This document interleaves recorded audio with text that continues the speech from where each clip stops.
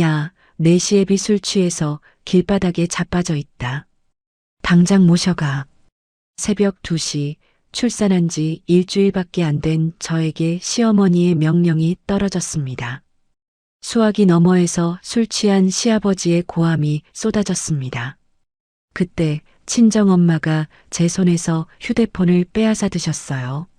내 딸이 댁내종이요? 이 시간부로 우리 딸 그 집 며느리 아니요. 이혼이요, 이혼. 이 한마디가 제 인생을 송두리째 뒤집어 놓을 줄은 그때는 미처 몰랐어요. 사연이 시작하기 전 좋아요와 구독을 눌러주세요. 오늘 하루 행운과 행복이 가득하도록 기원해 드릴게요. 오늘의 사연 시작합니다. 제 이름은 이지훈입니다. 올해 32살이고 지방 소도시의 작은 중소기업에서 회계팀 대리로 일하고 있죠. 숫자를 다루는 일이 적성에 맞았던 이유는 단순합니다. 숫자는 거짓말을 하지 않고 사람처럼 제 마음을 핥히지도 않으니까요. 저는 어릴 적부터 둥글둥글하다는 말을 참 많이 들었습니다. 누가 제 몫의 떡을 가져가도 그냥 웃었고 친구가 약속을 어겨도 먼저 사과하는 쪽이었어요. 엄마는 그런 저를 보며 늘 한숨을 쉬곤 했습니다. 아이고, 내 팔자야. 지훈아, 넌 누굴 닮아 그렇게 맹탕이냐? 남들이 내 밥그릇 다 뺏어 먹어도 실실 웃기만 하고.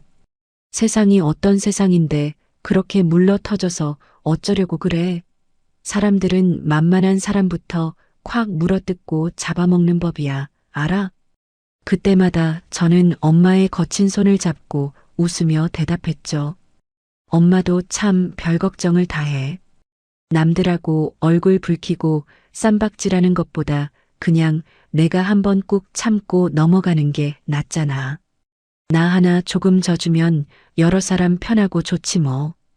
엄마는 식당 주방에서 평생 일하셨습니다. 새벽 5시에 나가서 밤 10시에 돌아오는 삶을 30년 가까이 반복하셨죠. 손등은 늘 갈라져 있었고 손가락 마디는 굵게 휘어 있었습니다. 아빠가 일찍 떠나신 뒤로 엄마는 저를 위해 모든 것을 갈아 넣으셨어요. 저는 그런 엄마에게 단 한 번도 짐이 되고 싶지 않았습니다. 그래서 더 착하게, 더 조용하게, 더 참는 사람으로 자랐습니다.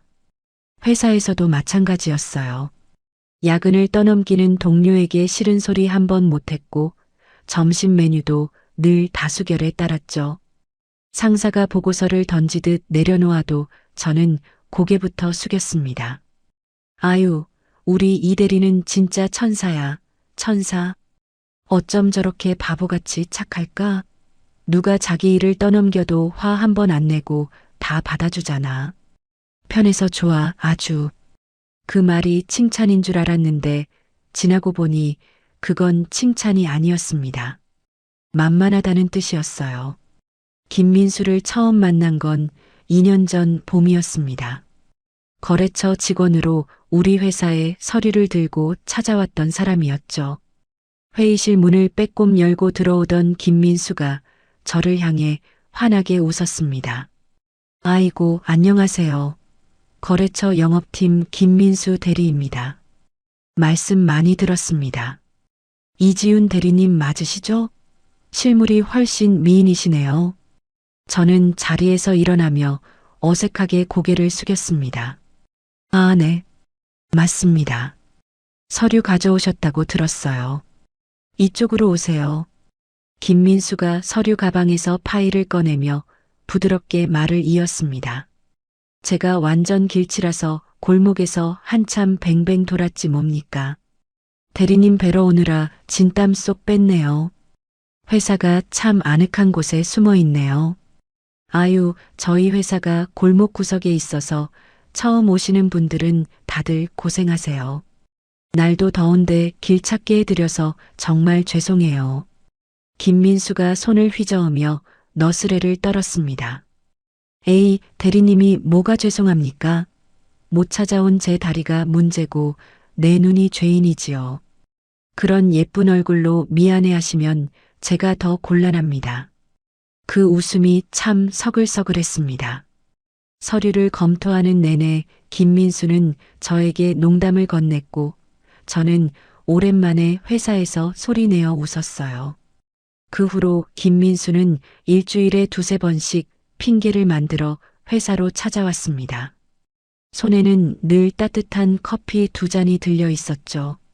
이 대리님, 짠, 제가 시원한 커피 사왔습니다. 얼른 드세요.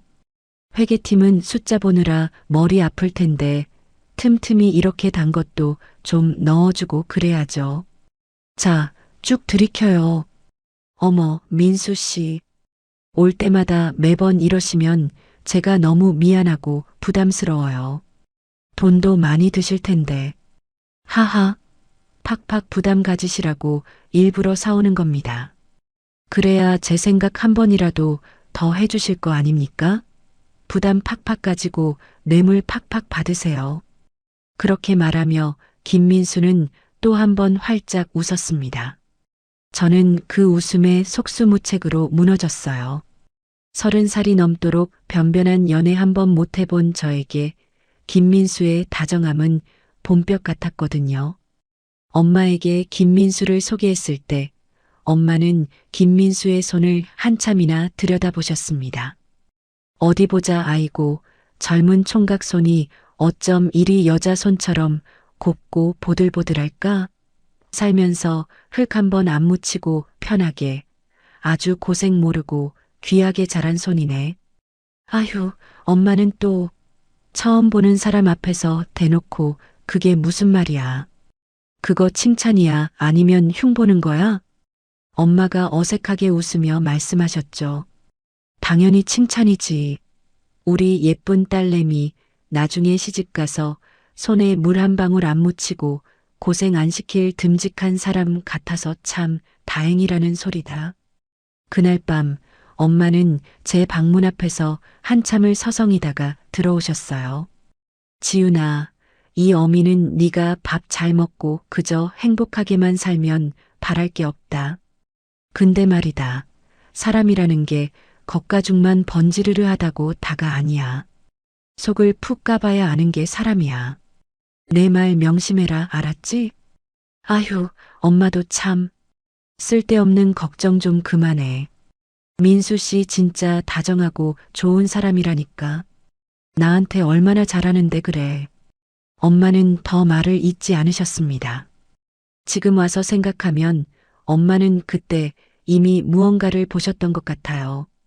엄마의 직감은 늘 저보다 빨랐으니까요.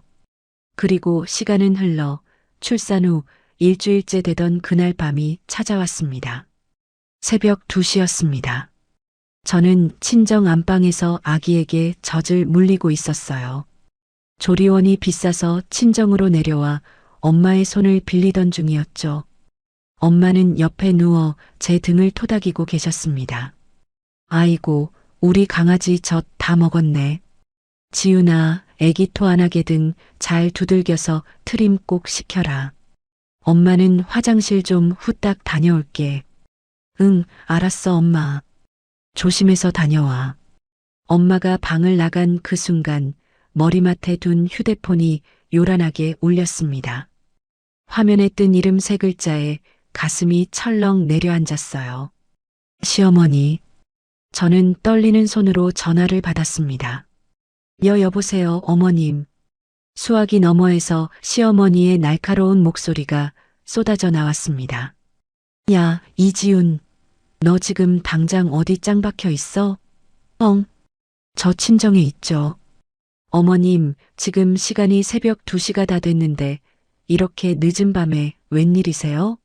무슨 큰일이라도 났어요? 무슨 일이냐고? 지금 그게 시어미한테 할 소리야. 내 시아버지가 동창놈들이랑 술 퍼마시고 저작거리 길바닥에 뻗어서 자빠져 있다. 빨리 당장 튀어와. 얼른 차 끌고 득달같이 와서 매셔가란 말이야. 저는 귀를 의심했습니다. 품에 안긴 아기가 놀란 듯 작게 칭얼거렸어요. 네, 어머님, 저 애 낳은 지 이제 딱 일주일 지났어요. 아직 밑에 꿰맨 곳도 아파서 제대로 걷지도 못하고 핏덩이 아기도 방금 겨우 잠들었는데 제가 지금 어떻게 운전대를 잡고 거길 가요? 이게 어디서 말대꾸야.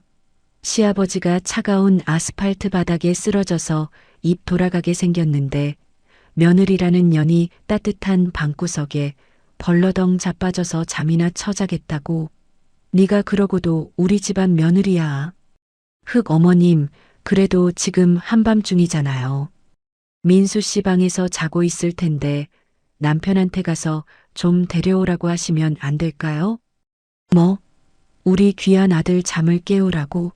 민수는 내일 아침 일찍 회사 가서 돈 벌어와야 될 거 아니야. 너는 지금 애 낳았다고 회사도 안 가고.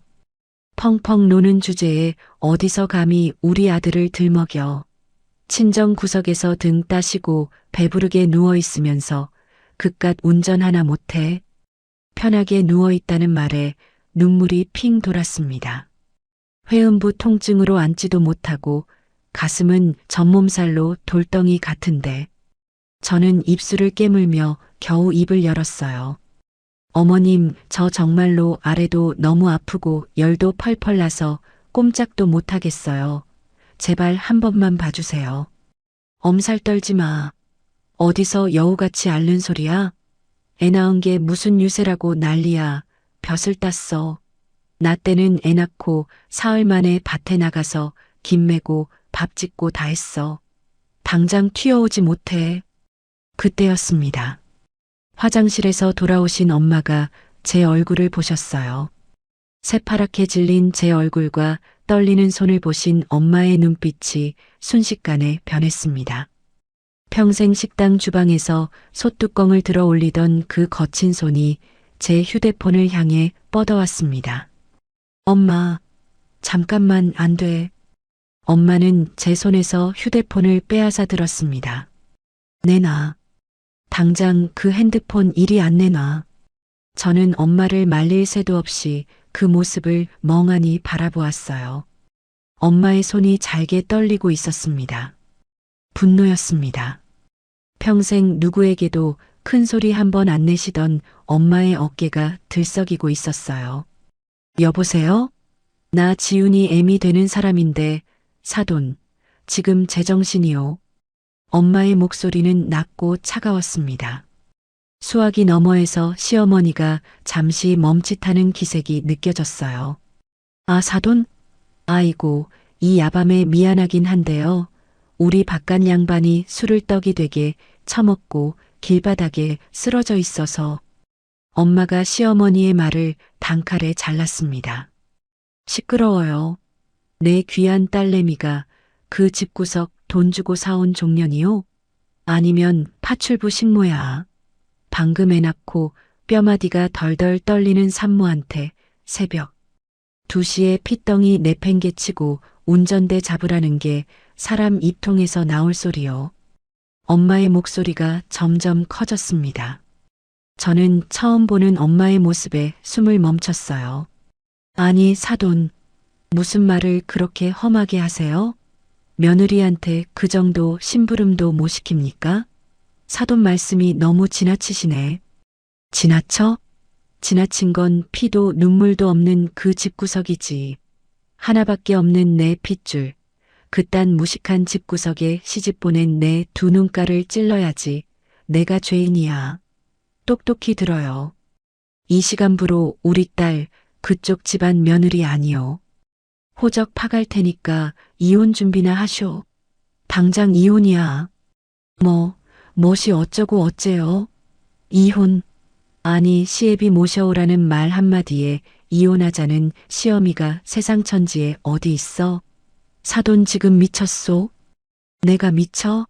오냐, 내가 아주 단단히 미쳤다.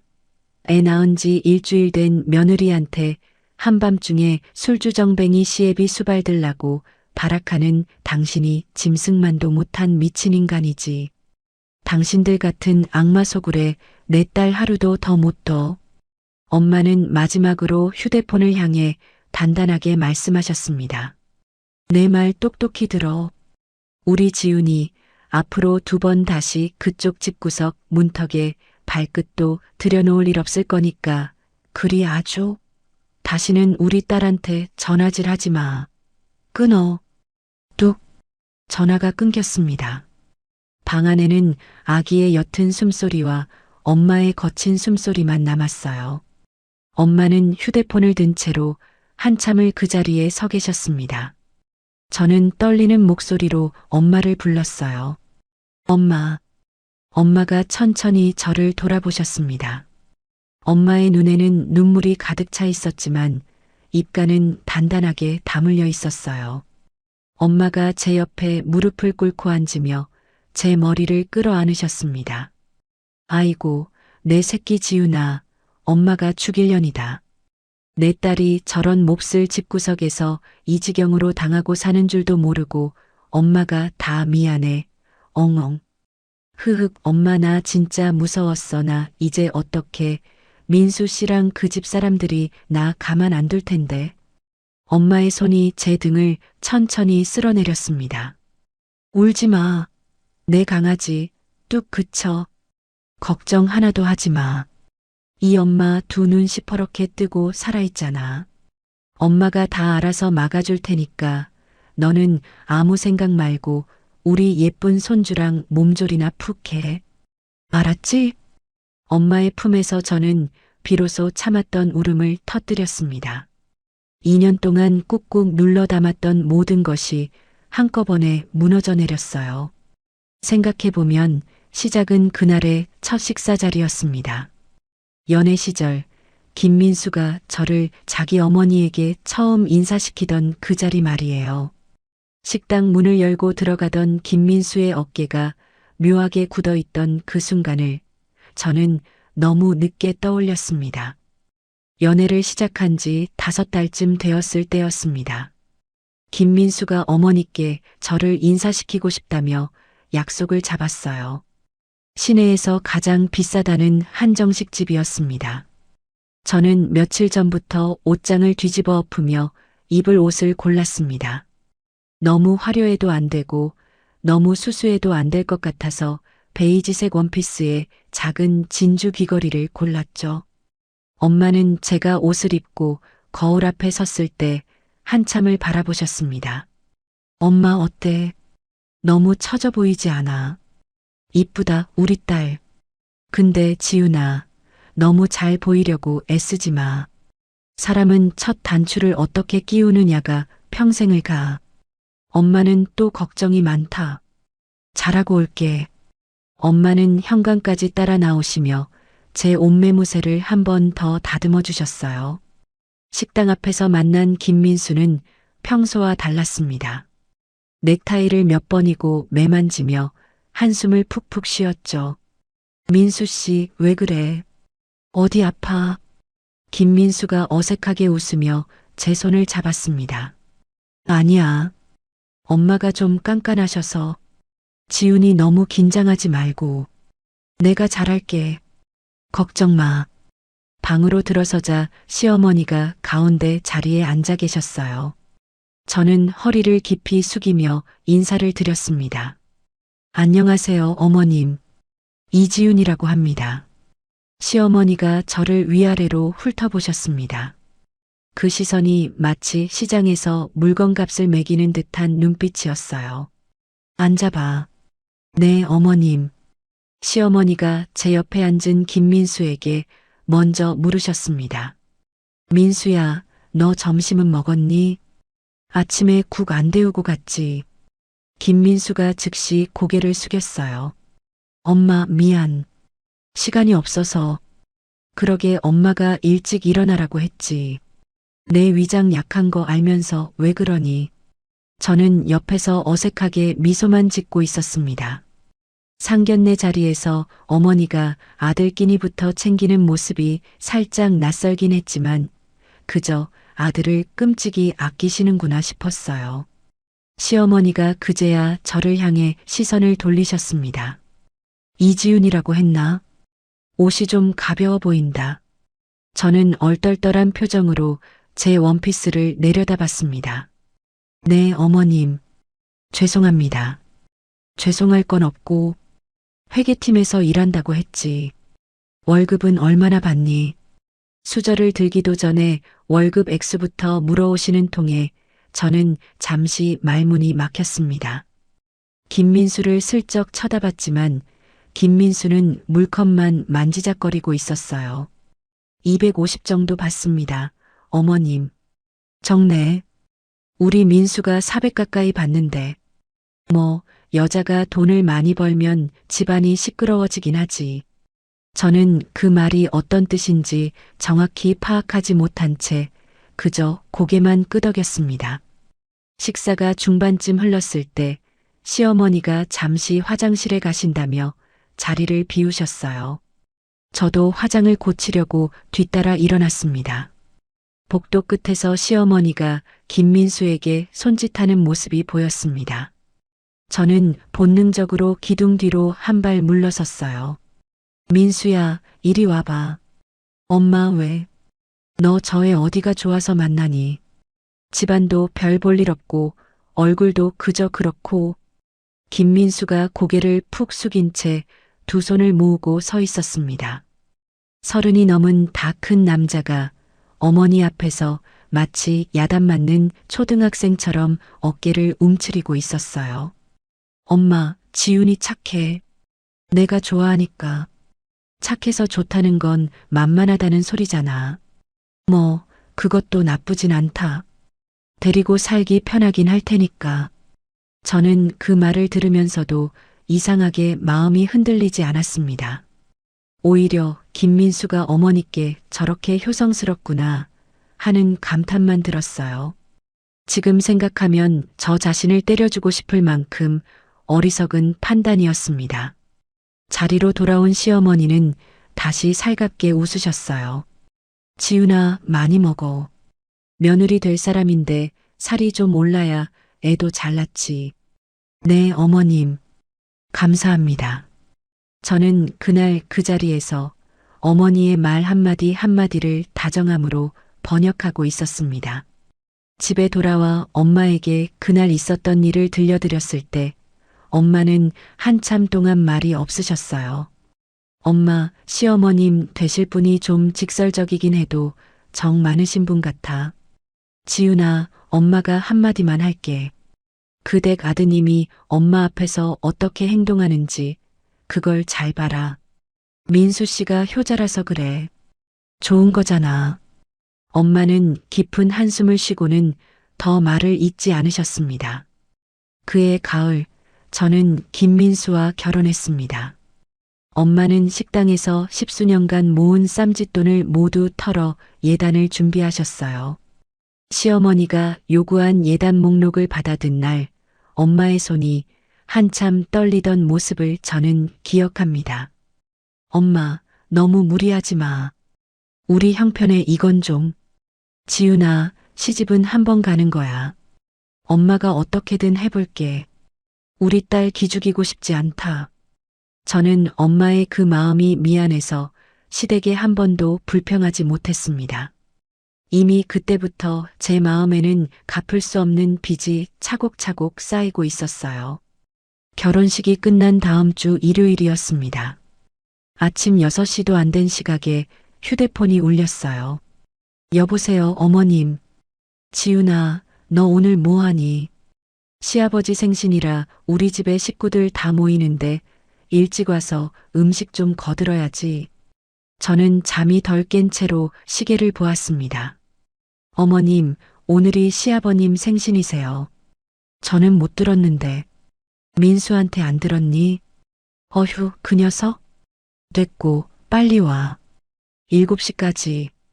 저는 옆에서 코를 골며 자는 김민수를 흔들어 깨웠습니다. 민수야, 오늘 아버님 생신이라며. 왜 말 안 했어? 김민수가 베개에 얼굴을 묻은 채 웅얼거렸어요. 아, 깜빡했다. 미안. 일단 빨리 가자. 그날부터였습니다. 매주 일요일은 시댁 출근일이 되었어요. 저는 새벽같이 일어나 시댁으로 가서 앞치마를 둘렀습니다. 아침상을 차리고 설거지를 하고 청소기를 돌리고 점심상을 차리고 또 설거지. 그동안 김민수는 거실 소파에서 텔레비전을 보거나 안방에서 낮잠을 잤어요. 한 번은 너무 지친 나머지 돌아오는 차 안에서 김민수에게 조심스럽게 말을 꺼냈습니다. 민수야, 매주 일요일마다 가는 건 좀 힘들지 않아? 우리도 우리 시간이 있어야 하는데. 김민수가 운전대를 잡은 채 한숨을 쉬었어요. 지훈아, 우리 엄마 외로워서 그래. 아버지는 술만 드시고 엄마가 의지할 데가 없잖아. 그래도 매주는 좀. 네가 며느리잖아. 며느리가 좀 해드려야지. 우리 엄마 살면 얼마나 산다고. 저는 입을 다물었습니다. 며느리잖아. 그 한마디가 마치 죄목처럼 제 어깨에 얹혔어요. 그 후로 저는 더 이상 김민수에게 불평하지 않았습니다. 대신 일요일 밤마다 화장실에서 혼자 울었어요. 물소리를 크게 틀어놓고 김민수가 듣지 못하도록. 그렇게 1년쯤 흘렀을 때 저는 임신 사실을 알게 되었습니다. 산부인과에서 초음파 사진을 받아든 그날, 저는 정말 오랜만에 환하게 웃었어요. 이 아이가 우리 부부 사이를 회복시켜 줄 거라고, 시어머니의 마음도 누그러뜨려 줄 거라고 믿었습니다. 저녁에 김민수가 퇴근하자마자 초음파 사진을 내밀었어요. 민수야, 이것 봐. 우리 아기야. 김민수가 놀란 얼굴로 사진을 받아들었습니다. 진짜? 와, 진짜네. 지훈아, 고생했다. 저는 김민수의 품에 안기며 눈물을 흘렸어요. 엄마한테 빨리 알리자. 좋아하실 거야. 김민수가 그 자리에서 시어머니께 전화를 걸었습니다. 엄마, 나야. 지훈이가 임신했대. 엄마 손주 생기는 거야. 수화기 너머에서 시어머니의 목소리가 흘러나왔어요. 음량이 컸던 탓에 저도 똑똑히 들을 수 있었습니다. 임신했어. 그래, 잘 됐다. 근데 민수야, 너 그럼 이제 아침밥은 누가 챙겨주니?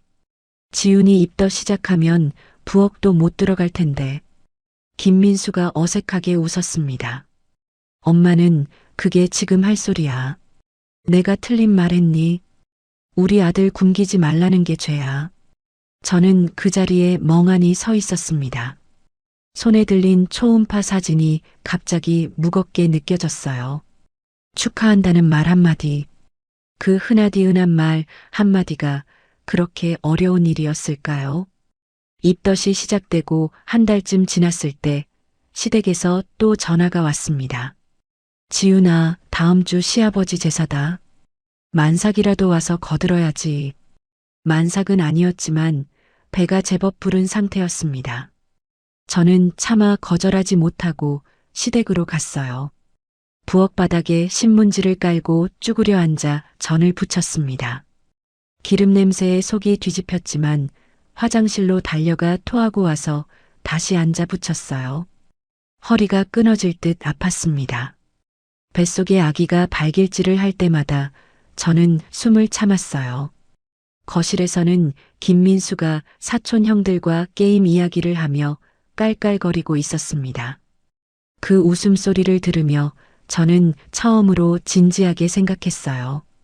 내가 지금 무엇을 하고 있는 것일까? 이 결혼은 정말 괜찮은 것일까? 부엌 한켠에는 친정엄마가 새벽에 일어나 싸보내신 반찬통이 놓여 있었습니다. 낙지볶음, 멸치볶음, 깻잎장아찌. 엄마가 손목이 시큰거린다며 며칠을 끙끙 앓고도 만들어 보내신 반찬들이었어요. 시어머니가 그 반찬통을 열어보더니 코를 찡그렸습니다. 어휴, 짜다 짜. 사돈이 식당 일을 오래 하셔서 그런가 손맛이 짠가벼. 그러더니 반찬통을 통째로 들어 음식물 쓰레기통에 쏟아부으셨어요. 저는 들고 있던 뒤집개를 그대로 떨어뜨렸습니다. 어머님, 그거 왜? 짜서 못 먹겠다는데 어쩌라고. 아까우면 너나 싸들고 가. 그날 밤 집으로 돌아가는 차 안에서 저는 처음으로 김민수에게 소리를 질렀습니다. 민수야, 어머님이 우리 엄마 반찬 다 버리셨어. 그게 어떻게 만든 건데? 김민수가 운전대를 꽉 쥐며 짜증을 냈어요. 아, 또 시작이야. 엄마 입맛이 예민하셔서 그런 거잖아. 네가 좀 이해해. 이해. 내가 또 이해해야 돼. 지훈아, 임신해서 예민한 거 아는데 그만 좀 해. 운전 중이야. 저는 입을 다물고 창밖으로 고개를 돌렸습니다. 차창에 비친 제 얼굴은 부어있고 푸석했어요. 그 얼굴이 너무 낯설어서 저는 한참을 들여다보았습니다. 이게 내 얼굴이 맞을까? 28살 봄에 베이지색 원피스를 입고 거울 앞에 섰던 그 이지우는 도대체 어디로 가버린 것일까? 뱃속의 아기가 또 한 번 발길질을 했습니다. 저는 푸른 배를 가만히 쓸어내리며 처음으로 이 작은 생명에게 미안하다는 생각을 했어요. 엄마가 너를 지켜줄 수 있을까? 엄마가 정말 너를 지켜줄 수 있을까? 임신 7개월에 접어들었을 무렵이었습니다. 배가 제법 묵직해져서 신발을 신을 때도 벽을 짚어야 했어요. 그날따라 시어머니의 호출이 평소보다 일찍 떨어졌습니다. 지훈아, 오늘 우리 동생이 너 보러 온단다. 점심 차려놔. 어머님, 동생분이라면 시이모님 말씀이세요. 그래. 우리 동생 입맛이 까다로우니까 갈비찜이랑 잡채 해놔. 1시까지 와야 하니까 늦지 마라. 전화를 끄는 저는 한참을 멍하니 서 있었습니다. 시이모라는 분 이야기는 결혼 후 처음 들었어요. 부엌에서 갈비를 핏물 빼는 동안 김민수가 거실에서 휴대폰을 만지작거리고 있었습니다. 민수야, 시이모님은 어떤 분이셔? 우리 이모. 우리 엄마 동생인데 엄마보다 좀 더 세다는 게 무슨 말이야? 김민수가 어색하게 웃으며 텔레비전 채널을 돌렸어요. 그냥 입이 좀 거치셔. 너 그냥 가만히 있어. 말대꾸하지 말고. 저는 갈비를 뒤집으며 한숨을 삼켰습니다. 시이모는 정확히 1시 10분에 시댁에 도착하셨습니다. 문이 열리자마자 저를 위아래로 훑어보시더니 혀를 차셨어요. 네가 그 며느리냐? 얼굴이 영 복이 없게 생겼다. 저는 어색하게 웃으며 고개를 숙였습니다. 안녕하세요, 이모님. 처음 뵙겠습니다. 이지윤이라고 합니다. 인사는 됐고 밥이나 차려라. 배고프다. 상을 차리는 내내 시이모는 시어머니와 둘이 거실에 앉아 무언가를 소곤거리셨어요. 가끔씩 저를 흘끔거리며 웃는 모습이 영 마음에 걸렸습니다. 상을 다 차리고 자리에 앉았을 때 시이모가 본격적으로 입을 여셨어요. 지훈아, 다음 달에 우리 영감 칠순이다. 알지? 네, 어머님께 들었습니다. 식구들 다 모이는 자리니까 며느리들이 객출해서 식비랑 답례품 준비해야 돼. 너는 100만 원만 보내라. 저는 들고 있던 수저를 가만히 내려놓았습니다. 이모님, 100만 원이면 좀 많은데. 시이모가 갈비를 입에 넣으며 콧방귀를 뀌었어요. 많아. 우리 큰 며느리는 200 보냈다. 너는 막내 며느리니까 봐주는 거지. 옆에서 시어머니가 거들었습니다. 지훈아, 우리 동생이 너 봐주는 거야. 군말 말고 보내. 저는 김민수를 쳐다봤지만 김민수는 밥그릇에 코를 박은 채 묵묵히 먹기만 했어요. 이모님, 어머님, 저희가 지금 출산 준비도 해야 하고 형편이 좀. 시이모가 갈비뼈를 접시에 탁 하고 내려놓으셨습니다. 형편? 형편 타령하려면 시집을 오지 말았어야지. 어디서 근본 없는 집안 티를 내고 있어. 근본 없는 집안. 그 한마디가 제 명치를 찔렀습니다. 평생을 식당 주방에서 손가락이 휘어지도록 일하신 저희 엄마가 떠올랐어요. 저는 입술을 깨물며 겨우 입을 열었습니다. 이모님, 우리 엄마 욕은 하지 말아주세요. 시이모의 눈이 번뜩였습니다. 뭐? 너 지금 나한테 말대꾸하니? 야, 김민수. 내 마누라 이거 좀 봐라. 시이모한테 대드는 거. 김민수가 그제야 고개를 들고 저를 쏘아봤어요. 지훈아, 너 왜 그래? 이모님께 사과드려. 저는 김민수의 얼굴을 가만히 바라봤습니다. 이 사람이 정말 내 남편이 맞을까? 저는 자리에서 일어나며 작게 말했어요. 죄송합니다. 제가 몸이 안 좋아서 잠깐 화장실 좀. 화장실에 들어가자마자 저는 변기를 붙잡고 헛구역질을 했습니다. 뱃속에서 아기가 미친 듯이 발길질을 했어요. 엄마, 미안해. 엄마, 정말 미안해. 저는 변기 옆에 쪼그려 앉아 한참을 흐느꼈습니다. 출산 예정일이 일주일 앞으로 다가온 그날 밤이었습니다. 저녁을 먹고 잠자리에 들었을 때 갑자기 아랫배가 쥐어짜듯 아팠어요. 이불 위에 미지근한 액체가 흐르는 것이 느껴졌습니다. 양수가 터졌어요. 민수야, 민수야. 일어나 봐. 옆에서 자던 김민수가 부스스 눈을 떴습니다. 왜, 무슨 일이야? 양수 터진 것 같아. 빨리 병원 가야 돼. 김민수가 벌떡 일어나 옷을 챙기더니 갑자기 휴대폰을 들었어요.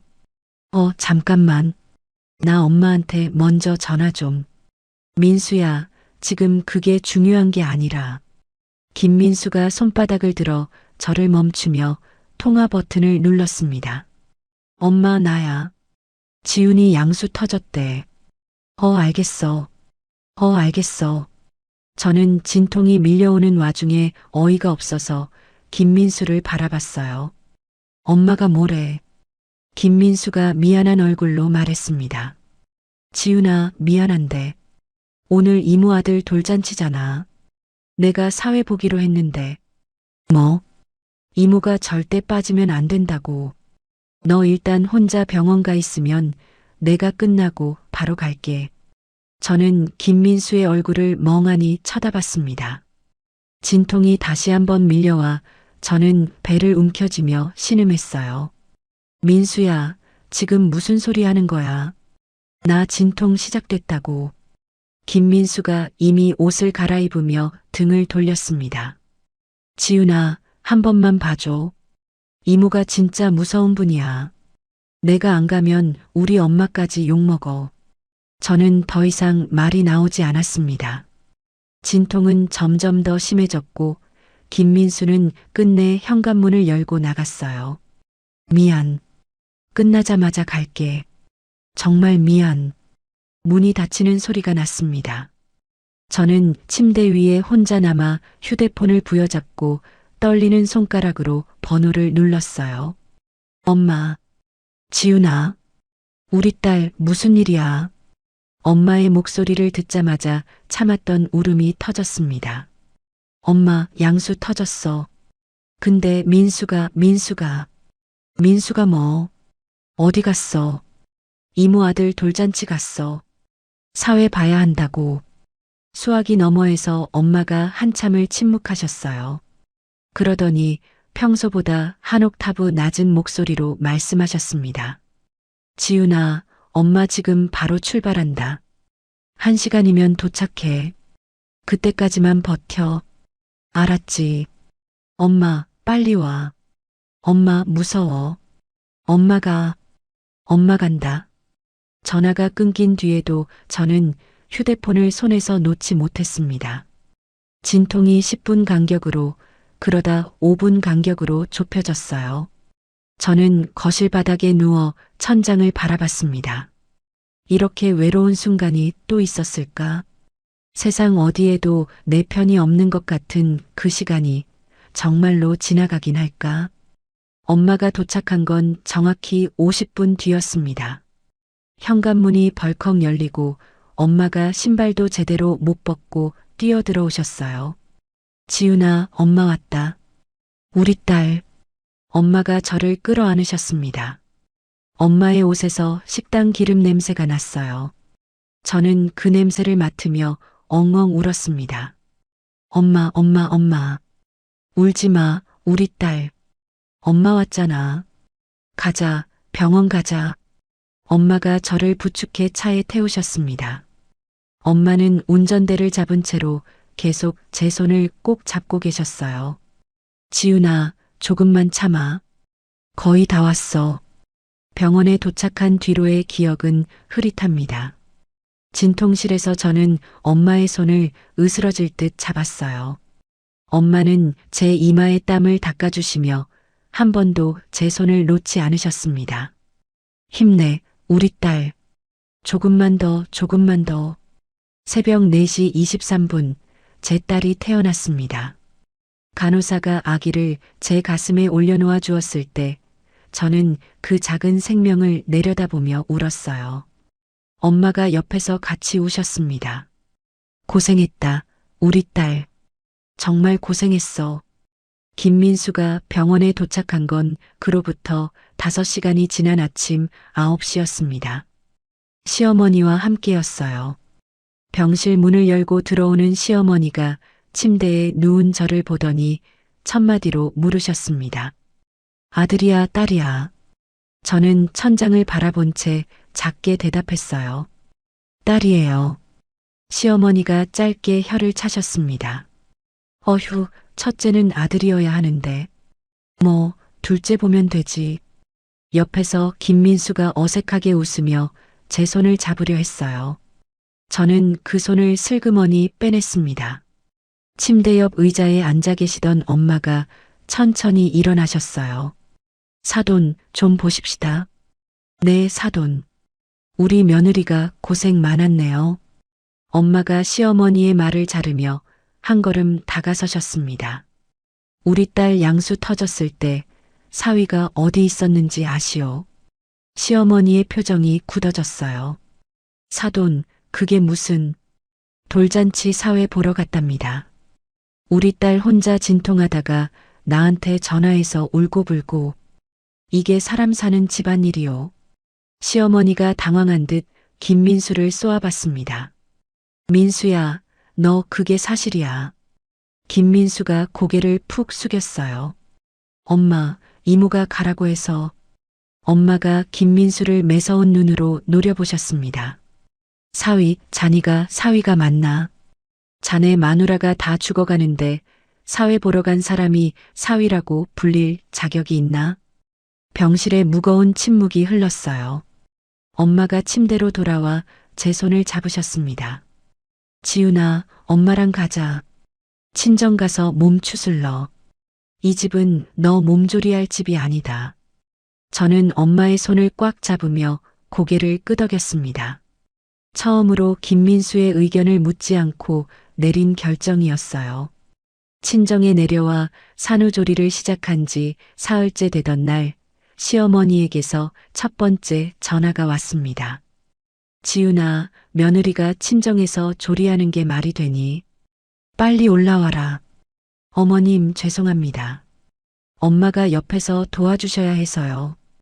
어휴, 친정엄마 치마폭에 쌓여서. 시댁 무시하는 거니. 저는 처음으로 시어머니의 전화를 머뭇거리지 않고 끊었습니다. 엄마가 옆에서 그 모습을 가만히 지켜보고 계셨어요.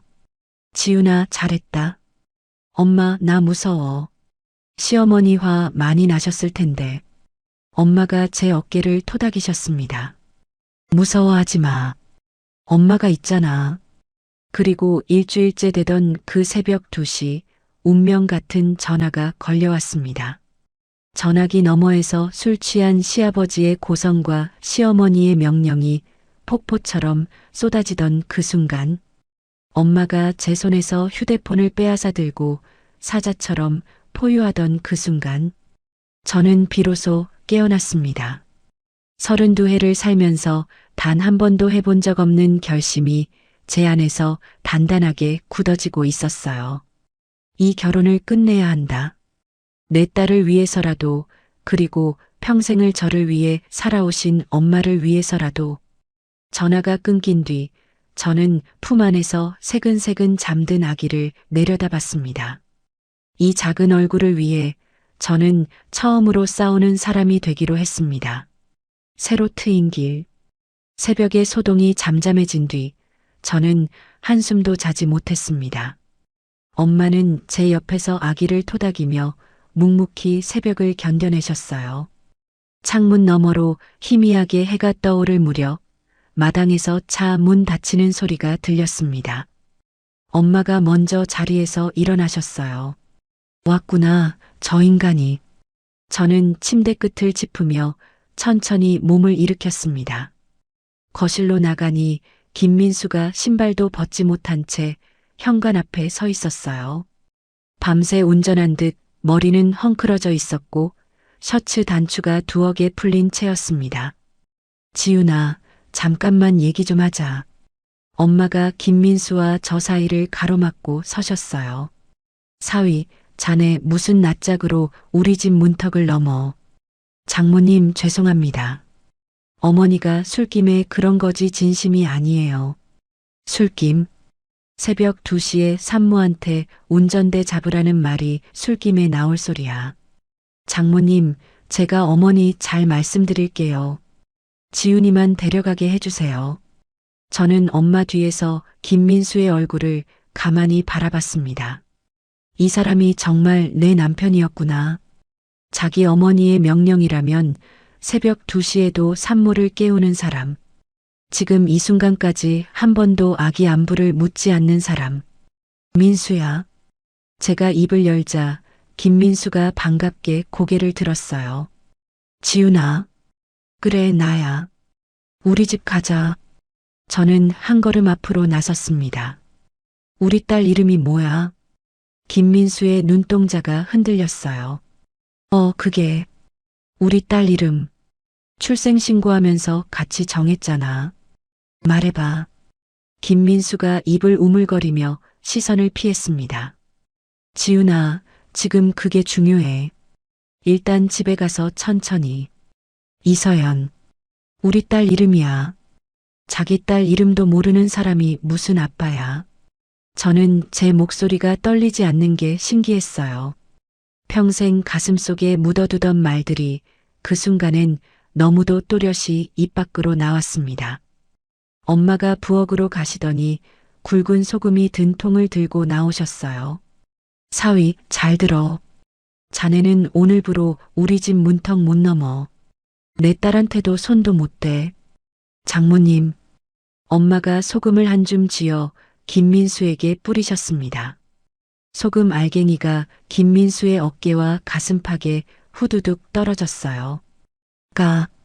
가서 자네 어머니한테 똑똑히 전해.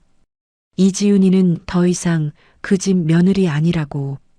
김민수가 소금을 털어내며 저를 향해 손을 뻗었어요. 지훈아, 정신 차려. 너 지금 장모님한테 휘둘리고 있어. 저는 김민수의 손을 피해 한 발 물러섰습니다. 휘둘린 건 평생 너였잖아, 민수야. 내 엄마한테. 뭐? 나는 이제 안 그러려고. 그러니까 가. 엄마가 다시 한번 소금을 뿌리셨어요. 김민수는 입을 다문 채 잠시 서 있다가 끝내 등을 돌렸습니다. 차 문이 닫히고 시동 거는 소리가 들렸어요. 마당의 자갈이 바퀴에 밟히는 소리가 점점 멀어졌습니다. 저는 다리에 힘이 풀려 거실 바닥에 주저앉았어요. 엄마가 제 옆에 같이 앉아 등을 쓸어주셨습니다. 잘했다, 우리 딸. 정말 잘했어. 이혼 소장을 접수한 다음 주부터는 시간이 진흙 속을 걷는 것처럼 흘렀습니다. 저는 친정에 머물면서 변호사 사무실을 오갔어요. 서류는 매번 두꺼웠고 적어야 할 진술서는 끝이 없었습니다. 밤이 되면 아기를 재워놓고 거실에 앉아 한참을 멍하니 보냈어요. 통장 잔고는 빠르게 줄어들었습니다. 변호사 착수금, 분유값, 기저귀값. 엄마가 식당에서 받아온 봉투를 제 앞에 가만히 놓으실 때마다 가슴이 짓눌렸어요. 엄마, 이거 안 받을게. 엄마도 약값 드셔야지. 지훈아, 엄마는 쓸 데가 없어. 너 필요한데 써. 엄마. 엄마가 제 머리를 쓰다듬으셨습니다. 엄마는 평생 너 하나 보고 살았다. 이 돈 너 안 주면 어디다 쓰겠니? 저는 그 말에 다시 한번 무너졌어요. 스스로 일어서야 한다는 생각이 그날부터 더 단단해졌습니다. 아기를 위해서라도, 엄마를 위해서라도 저는 다시 일을 시작해야 했어요. 며칠 뒤 오후 저는 분유를 사러 동네 마트에 갔습니다. 엄마가 아기를 봐주시는 동안 잠깐 다녀오는 길이었어요. 분유 코너에서 한참을 망설이다가 가장 저렴한 통을 카트에 담았습니다. 계산대로 향하는데 누군가 제 이름을 불렀어요. 이지훈 대리. 맞죠? 저는 깜짝 놀라 고개를 들었습니다. 키가 큰 남자가 카트 손잡이를 잡은 채 저를 내려다보고 있었어요. 낯이 익은 얼굴이었습니다. 저 누구? 강도진입니다. 5년 전에 외부감사로 잠깐 같이 일했었는데 기억하실지. 저는 그제야 기억이 났습니다. 날카로운 눈매의 말수가 적었지만 일처리가 빈틈없어 사장님이 늘 칭찬하던 사람이었어요. 아, 회계사님. 안녕하세요. 저는 어색하게 고개를 숙였습니다. 화장기 없는 얼굴에 머리는 대충 묶어 올렸고 옷은 친정에서 입던 헐렁한 운동복 차림이었어요. 강도진이 제 얼굴을 가만히 보더니 조심스럽게 물었습니다. 이 대리, 혹시 무슨 일 있어요? 안색이 많이 안 좋네요. 저는 웃으려 했지만 입꼬리가 잘 올라가지 않았어요. 그냥 좀 피곤해서요. 시간 괜찮으면 차 한잔 어때요? 마트 앞에 카페 있던데. 저는 잠시 망설이다가 고개를 끄덕였습니다. 오랜만에 누군가와 마주 앉아 이야기 나누는 일이 그 순간엔 너무도 필요했어요. 카페 구석자리에 앉아 따뜻한 잔을 손에 쥐었을 때 강도진이 먼저 입을 열었습니다. 이 대리 결혼했다고 들었는데 잘 지내요. 저는 잔을 만지작거리며 한참을 망설였어요. 이혼 소송 중이에요. 말을 뱉고 나니 의외로 담담했습니다. 강도진의 표정에 잠깐 놀란 기색이 스쳤지만 곧 평정을 되찾았어요. 많이 힘들었겠네요. 네, 좀. 저는 잔을 내려놓고 작게 한숨을 쉬었습니다. 눈물이 핑 도는 걸 참으려 입술을 깨물었어요. 강도진은 재촉하지 않았습니다. 그저 가만히 제가 입을 열기를 기다려 주었어요. 저는 천천히 끊어진 문장으로 지난 2년의 이야기를 들려드렸습니다. 새벽 2시에 전화, 양수가 터진 밤에 사회 보러 간 남편, 친정 반찬을 쓰레기통에 버리던 시어머니. 이야기를 다 듣고 난 강도진이 한참을 침묵하다가 입을 열었어요. 이 대리 그동안 견딘 거 정말 대단한 거예요. 대단하긴요. 멍청한 거죠. 아니요. 견딘 겁니다. 그리고 지금이라도 일어선 게 더 대단한 거고요. 저는 처음으로 제 이야기에 그렇게 말해주는 사람을 만났습니다. 가족도 친구도 아닌 거의 모르는 사람이 던진 그 한마디가 이상하게 큰 위로가 됐어요. 강도진이 잔을 내려놓으며 조심스럽게 말을 이었습니다. 이 대리, 제가 작년에 회사 차렸어요. 작은 스타트업인데 회계 쪽 사람이 필요합니다. 네. 이 대리 일 잘했던 거 기억해요. 외부 감사 때 그쪽이 정리해준 자료 지금도 가끔 떠올라요. 그렇게 깔끔한 회계 처리는 잘 없거든요. 저는 멍하니 강도진을 바라봤어요. 저는 지금 갓난아기도 있고 산후조리도 끝나지 않았고요. 알아요. 그래서 더 말씀드리는 겁니다. 우리 회사는 탄력 근무 가능해요. 아기 어린이집 데려다주고 출근하셔도 되고 일찍 퇴근하셔도 됩니다. 저는 한참을 망설였습니다. 제가 정말 잘할 수 있을까요? 강도진이 처음으로 옅게 웃었어요. 이 대리 사람 보는 눈은 좀 있는 편입니다. 잘하실 거예요. 저는 그 한마디를 가슴에 새기듯 들었습니다. 오랫동안 잊고 살았던 감각이었어요. 누군가에게 인정받는다는 것. 내가 쓸모 있는 사람이라는 감각. 집으로 돌아오는 길, 저는 처음으로 하늘을 올려다봤습니다. 겨울 끝자락의 하늘이 유난히 푸르렀어요. 엄마가 현관에서 저를 맞으며 물으셨습니다. 지훈아, 왜 이렇게 늦었니? 무슨 일 있었어? 저는 엄마를 끌어안으며 작게 말했어요. 엄마, 나 다시 일할 수 있을 것 같아. 엄마가 제 등을 쓰다듬으셨습니다. 잘됐다, 우리 딸. 정말 잘됐다. 엄마의 어깨에 기대 저는 오랜만에 깊은 숨을 쉬었어요. 지옥의 한가운데에서도 빛은 찾아온다는 것을 그날 처음으로 믿게 되었습니다. 이혼 소송은 생각보다 짧게 끝났습니다. 남편 측 변호사가 합의를 제안해 온 것은 첫 조정기일이 잡힌 직후였어요. 제가 모아둔 자료가 결정적이었습니다. 시어머니가 제게 보낸 모욕적인 문자, 새벽 2시의 통화 녹음 파일, 그리고 양수가 터진 날 응급실 진료 기록과 김민수가 돌잔치에서 사회를 보던 사진까지.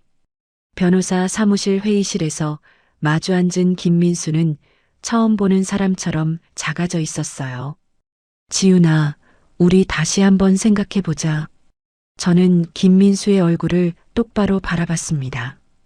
민수야, 내가 마지막으로 묻는다. 우리 서연이 100일 때 어디 갈 거야? 김민수가 입을 다물었어요. 몰라. 모르지. 너는 지금까지 단 한 번도 우리 서연이 일정 챙긴 적 없으니까. 됐다, 사인해. 김민수가 떨리는 손으로 합의서에 서명을 했습니다.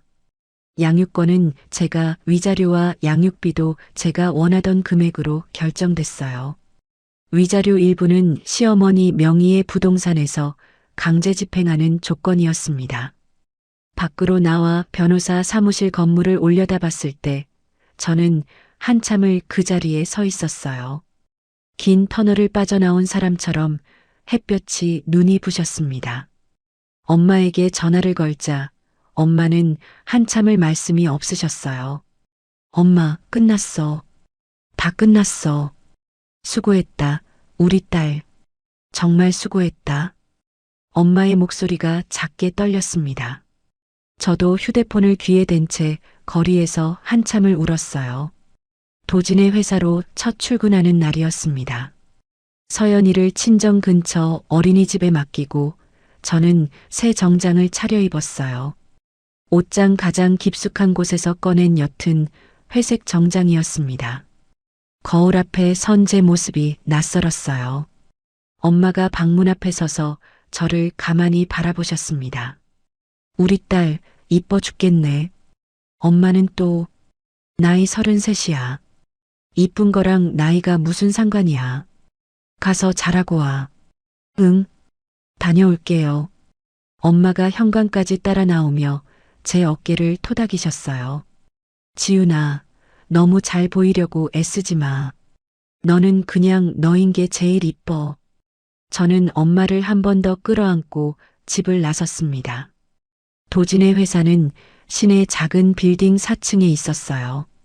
문을 열고 들어가자 직원 7명이 일제히 고개를 들었습니다. 도진이 자리에서 일어나 저를 맞으셨어요. 이지훈 이사님 오셨네요. 다들 인사하지. 이사라는 호칭에 저는 잠깐 멈칫했습니다. 팀장님, 이사라뇨. 저 그냥 회계 담당으로. 도진이 손을 들어 저를 멈추셨어요. 이 대리, 아니 이 이사. 우리 회사 규모에서 회계 책임자는 이사 직급이에요. 인사 발령 났습니다. 받아들이세요. 직원들이 박수를 쳤습니다. 저는 얼떨떨한 표정으로 고개를 숙였어요. 잘 부탁드립니다. 이지훈입니다. 자리에 앉아 컴퓨터를 켜는데 화면에 제 이름 석자가 떠 있었습니다. 이지훈 이사. 저는 한참 동안 그 글자를 들여다봤어요. 누구의 아내도 누구의 며느리도 아닌 그저 이지훈. 가슴속 깊은 곳에서 무언가가 천천히 차오르는 것 같았습니다.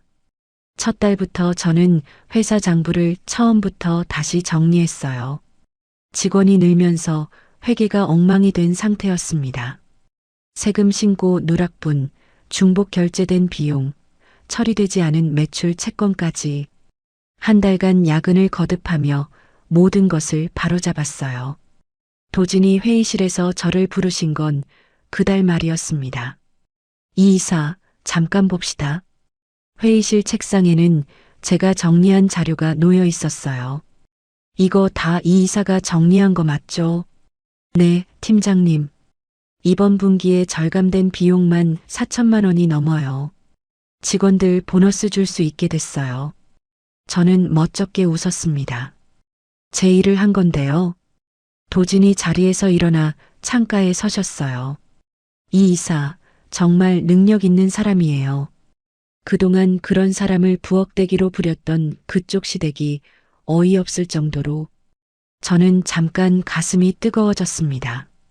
팀장님, 오늘 저녁에 회식 잡았어요. 직원들이 이 이사한테 한턱 내달라고 난리야. 그날 저녁 회식 자리에서 직원들이 제게 잔을 들이밀었어요. 이사님, 한 잔 받으세요. 진짜 멋있으세요. 이사님 오시고 회사가 사람 사는 곳 같아졌어요. 저는 잔을 받으며 어색하게 웃었습니다. 제가 뭘? 다들 잘하고 계셨던 거예요. 옆자리의 막내 직원이 눈을 반짝이며 말했어요. 이사님, 저도 이사님처럼 일하고 싶어요. 일 진짜 잘하시잖아요. 저는 그 말을 듣고 잠시 잔을 내려놓았습니다. 평생 들어본 적 없는 말이었어요. 너처럼 되고 싶다는 말. 집에 돌아와 거실 문을 열었을 때 엄마가 거실에 앉아 저를 기다리고 계셨어요. 왔니? 술 마셨어. 응, 회식했어. 엄마, 된장찌개 있어. 끓여놨지. 우리 딸 좋아하는 두부 듬뿍 넣어서. 저는 식탁에 앉아 엄마가 끓여주신 된장찌개를 한 숟갈 떴습니다. 뜨거운 국물이 목구멍을 타고 내려가는데 갑자기 눈물이 났어요. 왜 울어? 무슨 일 있었어? 엄마 아니야. 너무 맛있어서 울어. 엄마가 식탁 맞은편에 앉아 저를 가만히 바라보셨습니다. 지윤아, 회사에서 잘하고 있지? 응, 엄마. 사람들이 나한테 너처럼 되고 싶다고 했어. 막내 직원이. 엄마의 눈가에 주름이 깊게 잡혔어요. 잘 됐다. 우리 딸이 빛나는 사람이 됐구나. 저는 숟가락을 내려놓고 엄마의 손을 잡았습니다. 식당에서 평생 갈라진 그 거친 손을요. 엄마, 다 엄마 덕분이야. 엄마가 그날 새벽에 전화기 빼앗아 주지 않았으면 나 지금 어떻게 됐을지 몰라. 엄마가 제 손등을 천천히 쓰다듬으셨어요. 엄마는 그냥 엄마니까 한 거야. 잘난 거 아니야. 그날 밤 저는 잠든 서연이 옆에 누워 한참 동안 아이의 얼굴을 들여다봤습니다. 작은 입술이 오물거리고 손가락이 가끔씩 꼼지락거렸어요. 서연아, 엄마 오늘 잘했지. 서연이는 잠결에 작게 웃었습니다. 저는 아이의 이마에 입을 맞추며 속으로 다짐했어요. 너는 절대 엄마처럼 살게 하지 않을 거야. 너는 처음부터 너답게 너의 이름으로 살게 할 거야.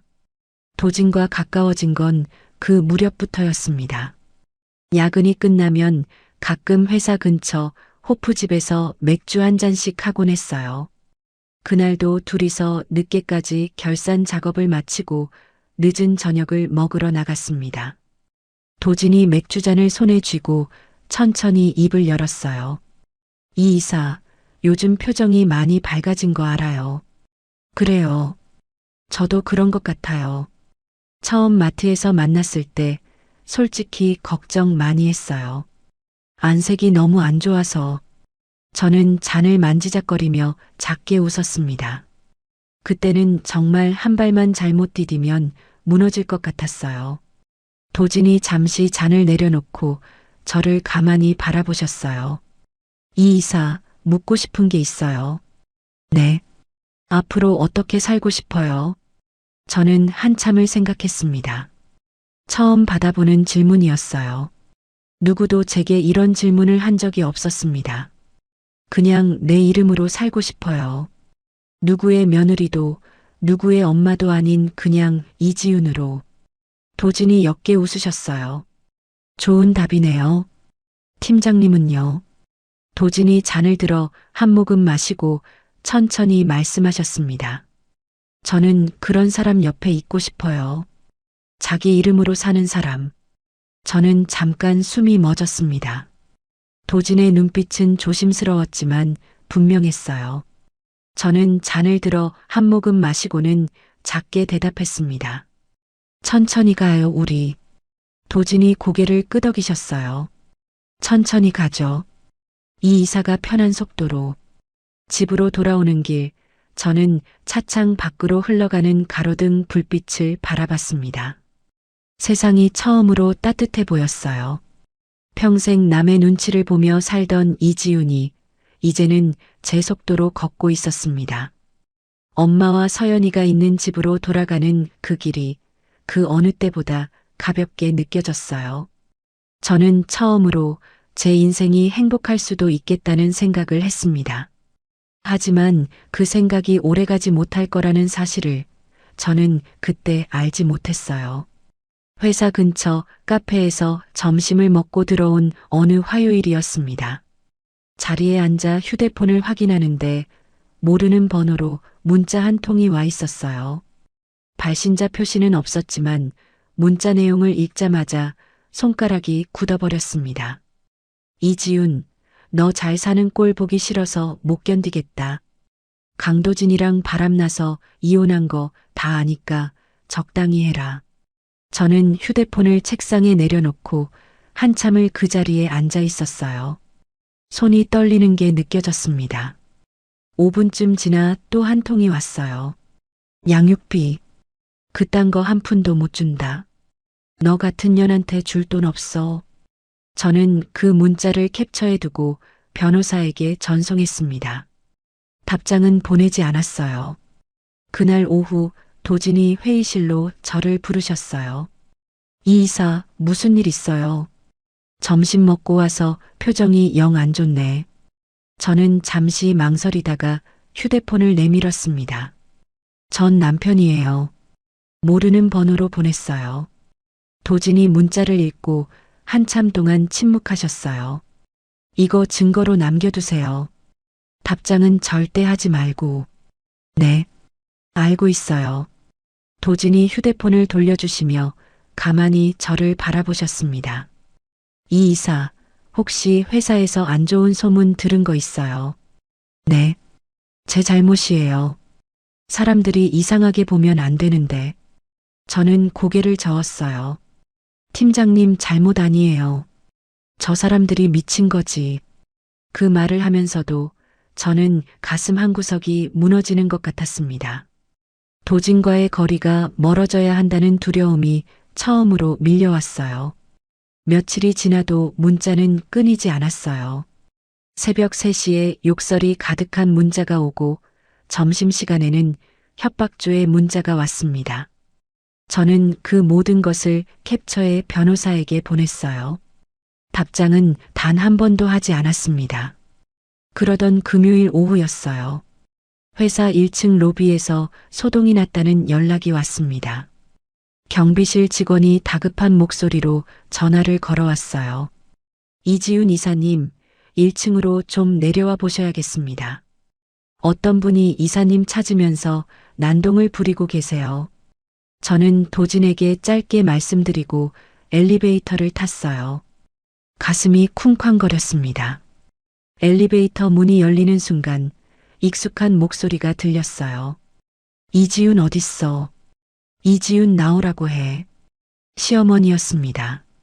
옆에는 김민수가 종이 뭉치를 들고 서 있었어요. 다른 회사 직원들이 멀찍이 떨어져 그 모습을 지켜보고 있었습니다. 저는 한 걸음씩 그쪽으로 다가갔어요. 심장이 미친 듯이 뛰었지만 다리는 멈추지 않았습니다. 어머님, 시어머니가 저를 보자마자 종이 뭉치를 빼앗아 바닥에 흩뿌리셨어요. 종이에는 큼지막한 글씨가 인쇄되어 있었습니다. 이 회사 재무이사 이지우는 사장과 불륜으로 가정을 파탄낸 여자입니다. 저는 그 종이를 보며 잠시 눈앞이 흐려졌어요. 시어머니가 손가락질을 하며 소리치셨습니다. 이년아, 네가 사람이야. 우리 아들 버리고 이런 데서 사장이랑 붙어 먹어. 어머님 말씀이 지나치세요. 지나쳐. 내가 뭐가 지나쳐. 이 종이에 적힌 거 다 사실이잖아. 옆에서 김민수가 거들었어요. 지훈아, 양육비 한 푼도 안 줄 거다. 너 같은 엄마가 무슨 양육권이야. 저는 김민수의 얼굴을 똑바로 바라봤습니다. 민수야, 지금 네가 무슨 짓 하는지 알아? 내가 뭘? 사실대로 말하는 거잖아. 그때 엘리베이터 문이 다시 열리고 도진이 내려오셨어요.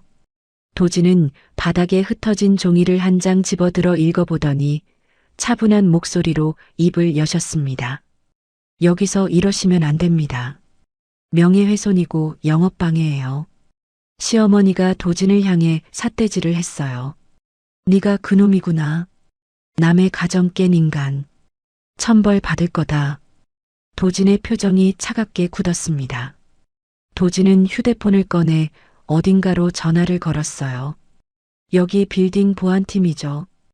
1층 로비에 경찰 좀 불러주세요. 영업방해입니다. 시어머니의 얼굴이 잠시 굳었지만 곧 다시 목소리를 높이셨어요. 부르라고. 내가 뭐가 무서워. 저는 시어머니의 팔을 가만히 잡았습니다. 어머님, 이러지 마세요. 우리 서연이는요? 우리 서연이는 어떻게 하시려고요? 시어머니의 눈빛이 순간 번뜩였어요. 서연이. 그래, 서연이 내가 데려간다. 너 같은 엄마 밑에서 클 수 없어. 저는 시어머니의 팔을 놓고 한 걸음 물러섰습니다. 심장이 멈춘 것 같은 기분이 들었어요. 경찰이 도착해 시어머니와 김민수를 데리고 나갈 때까지 저는 그 자리에 멍하니 서 있었습니다. 도진이 제 어깨에 손을 얹으셨어요. 이 이사 괜찮아요. 팀장님 죄송해요. 저 때문에 회사가. 이 이사 잘못 아니에요. 일단 위로 올라갑시다. 회사로 돌아오자 직원들이 조심스럽게 저를 쳐다봤어요. 수군거리는 소리가 들리는 것 같았습니다. 저는 화장실로 들어가 문을 잠그고 한참을 변기 위에 앉아 있었어요. 서연이가 위험하다. 악몽은 그날 저녁에 현실이 되었습니다. 퇴근하기 1시간 전 어린이집 원장님으로부터 다급한 전화가 걸려왔어요. 이지훈 어머님, 큰일 났어요. 빨리 와주세요. 원장님, 무슨 일이세요? 서연이는요? 서연이 할머니라는 분이 오셔서 아이를 데려가시겠다고 막무가내로. 저는 통화를 끝까지 듣지 못한 채 가방을 들고 뛰쳐나갔습니다. 택시 안에서 엄마에게 전화를 걸었어요. 엄마, 어린이집으로 빨리 와. 서연이가. 엄마는 더 묻지 않고 알았다고만 하셨습니다. 어린이집에 도착하자 입구에서 비명소리가 들렸어요. 서연이의 울음소리였습니다. 저는 신발도 제대로 못 벗고 뛰어들어갔어요. 복도 끝에서 시어머니가 서연이의 팔을 붙잡고 있었습니다. 서연이는 엉엉 울며 원장님의 다리를 붙들고 있었어요. 원장님이 시어머니를 막아서며 소리치고 계셨습니다. 할머니, 이러시면 안 돼요. 친권자 동의 없이는 아이 못 내보내요. 내 손주 내가 데려가는 게 뭐가 잘못이야. 비켜. 저는 원장님과 시어머니 사이를 비집고 들어가 서연이를 끌어안았어요. 서연이의 작은 몸이 덜덜 떨리고 있었습니다. 어머님, 손 놓으세요. 지금 당장. 시어머니가 저를 향해 손을 휘둘렀어요. 원장님이 그 손을 막으며 비명을 질렀습니다. 경찰 불렀어요. 곧 와요. 그 순간 엄마가 어린이집에 도착하셨어요. 엄마는 복도에 들어서자마자 시어머니를 향해 곧장 걸어가셨습니다. 이거나 우리 손녀한테서 손 떼. 엄마가 시어머니의 손목을 강하게 잡아 떼어내셨어요. 시어머니가 휘청거리며 뒷걸음질을 쳤습니다. 사돈, 당신이 뭐라고 끼어들어. 내가 뭐냐고. 우리 손녀 할미다. 내 손녀 건드리면 죽여버리겠다. 엄마의 목소리는 낮고 단단했어요. 평생 식당에서 솥뚜껑을 들어 올리던 그 손이 시어머니의 손목을 놓지 않았습니다. 경찰이 도착해 시어머니를 데려가는 동안 저는 서연이를 꼭 끌어안고 있었어요. 서연이가 울음을 그치지 못한 채 제 목에 얼굴을 묻었습니다. 엄마 무서워. 엄마. 서연아, 엄마 여기 있어. 엄마 여기 있어. 엄마가 우리 둘을 한꺼번에 끌어안으셨어요. 세 사람의 어깨가 동시에 떨렸습니다. 집에 돌아온 그날 밤 서연이는 열이 펄펄 끓었어요. 이마에 손을 대니 뜨거웠고 작은 입에서는 잠꼬대가 새어나왔습니다. 할머니 싫어. 가. 저는 침대 옆에 무릎을 꿇고 앉아 서연이의 손을 잡았어요. 눈물이 멈추지 않았습니다. 내가 무엇을 한 거지? 내가 일을 한답시고, 내가 다시 일어선답시고, 우리 서연이를 이런 위험에 빠뜨린 건가? 엄마가 방으로 들어와 제 어깨에 손을 얹으셨어요. 지은아, 내 탓 아니다. 엄마, 나 어떡해. 서연이가 이렇게. 엄마가 제 머리를 끌어안으셨습니다. 우리 딸 잘 들어. 도망치지 마. 도망치면 저 인간들이 평생 너 따라다닌다. 저는 엄마의 가슴에 얼굴을 묻은 채 울었어요. 엄마, 이번엔 제대로 끝장을 봐야 해. 엄마가 도와줄게. 엄마의 손이 제 등을 천천히 쓸어내리셨습니다. 저는 엄마의 품에서 천천히 숨을 고르며 결심했어요. 더 이상 도망치지 않겠다. 더 이상 참지 않겠다. 서연이의 작은 손을 꼭 쥐고 저는 마음속으로 천천히 약속했습니다. 엄마가 너를 지킨다. 이번엔 정말로 엄마가 너를 지킨다. 다음 날 아침 서연이의 열이 조금 내렸습니다. 저는 서연이를 엄마에게 맡기고 회사로 출근했어요. 평소보다 1시간 일찍 도착해 책상 위에 그동안 모아둔 자료를 모두 꺼냈습니다. 지난 1년간 김민수에게서 받은 협박 문자 캡처본, 시어머니의 통화 녹음 파일, 회사 로비에서 뿌려진 전단지, 그리고 어제 어린이집에서 일어난 일까지 저는 그 모든 것을 한 폴더에 정리했어요. 도진이 출근하시자마자 회의실로 저를 부르셨습니다. 이 이사, 어제 어떻게 됐어요? 밤새 잠을 못 잤어요. 서연이 열은 좀 내렸어요. 그런데 팀장님, 더 이상은 이렇게 못 살겠어요. 어떻게 하시려고요? 저는 자료가 든 폴더를 책상에 올려놓았어요. 끝장을 보려고요. 도진이 잠시 저를 가만히 바라보시더니 고개를 끄덕이셨습니다. 제가 아는 변호사 중에 가족사건 잘하는 분 있어요. 오늘 점심에 만나보시겠어요? 네, 그래 주세요. 도진이 자리에서 일어나며 짧게 말씀하셨어요. 이 이사, 이번엔 끝까지 가요. 제가 옆에서 다 도울 테니까. 저는 고개를 들어 도진을 바라봤습니다. 고맙습니다. 정말. 점심시간에 만난 변호사는 40살쯤 되어 보이는 여성분이었어요. 서류를 꼼꼼히 훑어보시더니 안경을 벗고 저를 바라보셨습니다. 이지훈님, 자료 정말 잘 정리해 두셨네요. 이 정도면 형사 고소까지 충분히 가능합니다. 어떤 죄목으로 가능할까요? 전 남편 쪽은 협박과 명예훼손, 양육비 미지급, 시어머니 쪽은 미성년자에 대한 약취 미수와 업무방해, 그리고 두 사람 모두에 대해 접근금지 신청도 동시에 진행할 수 있어요. 저는 두 손을 깍지 끼고 잠시 숨을 골랐습니다. 전 남편 회사에도 알리고 싶어요. 변호사가 잠깐 저를 보더니 옅게 웃으셨어요. 내용 증명을 보내드릴 수 있어요. 사실관계만 적시한 공식 문서로요. 회사 인사팀에 들어가면 인사조치를 피하기 어렵겠죠. 그렇게 해주세요. 저는 망설임 없이 대답했습니다. 평생 누군가에게 폐를 끼칠까 두려워하던 이지우는 그날 어디론가 사라지고 없었어요. 그 자리에는 자기 딸을 지키려는 한 사람의 엄마가 앉아 있었습니다. 며칠 뒤 어린이집 원장님이 증언서를 작성해 변호사 사무실로 직접 가져오셨어요. 이지훈 어머님, 우리 어린이집 아이들 위해서라도 이건 그냥 못 넘어가요. 원장님, 정말 감사드려요. 감사는 무슨, 제가 할 일이에요. 엄마도 그날 변호사 사무실에 함께 가셨습니다. 엄마는 변호사 앞에서 새벽 2시의 전화 사건부터 어린이집 사건까지 차분히 진술하셨어요.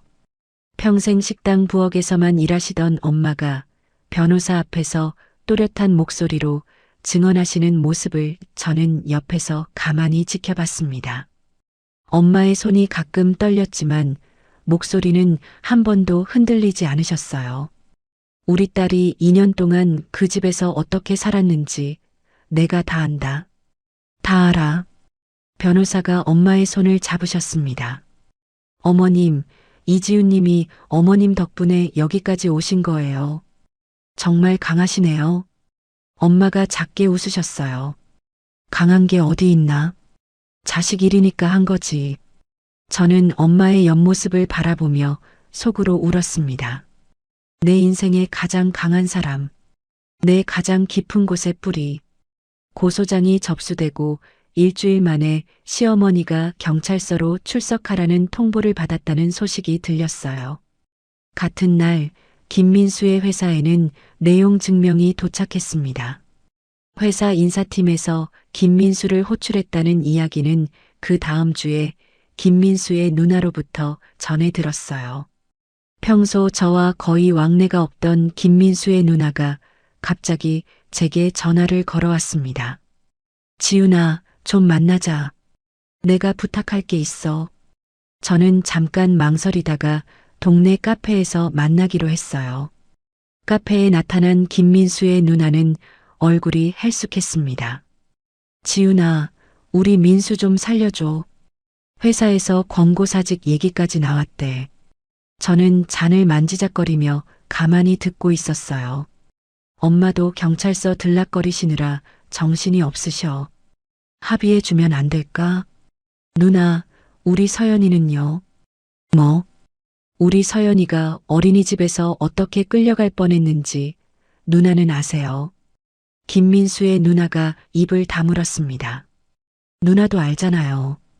어머님이 평생 어떤 사람이셨는지, 민수가 평생 어떻게 살았는지.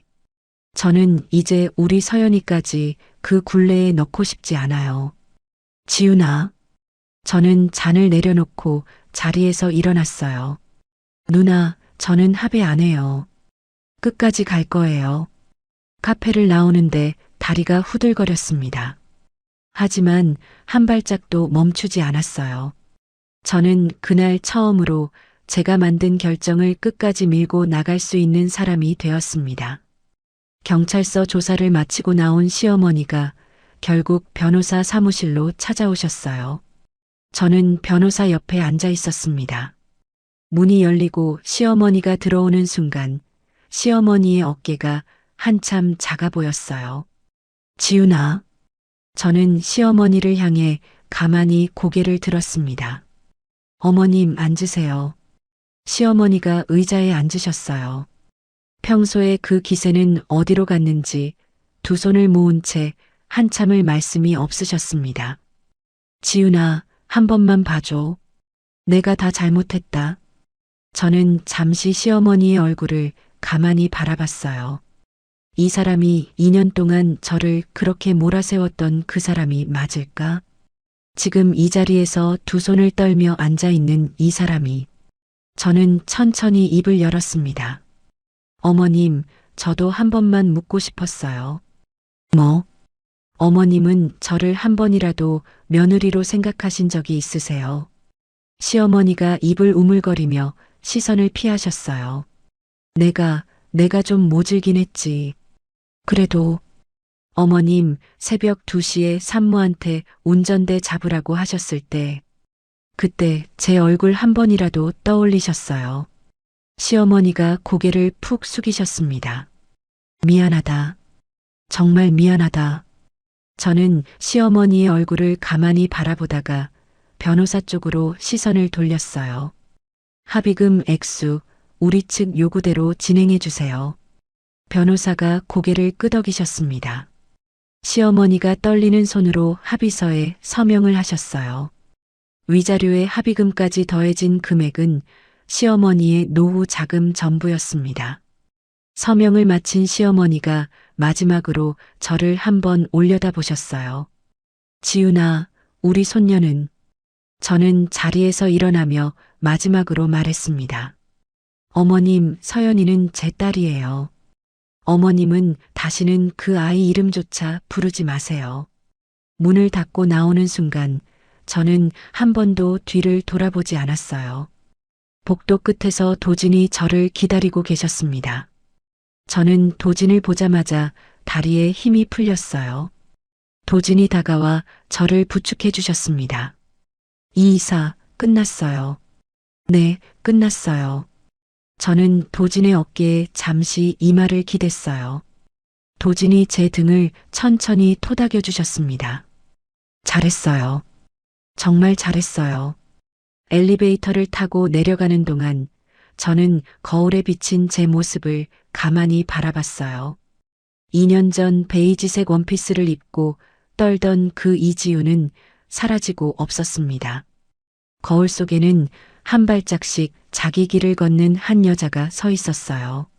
엄마가 평생 만들어주신 그 단단한 뿌리에서 비로소 제 가지가 뻗어나가고 있었습니다. 저는 거울 속의 저를 향해 작게 미소 지었어요. 이지훈, 정말 수고 많았다. 합의가 끝나고 2달이 지났을 무렵 김민수의 소식이 누나를 통해 전해졌습니다.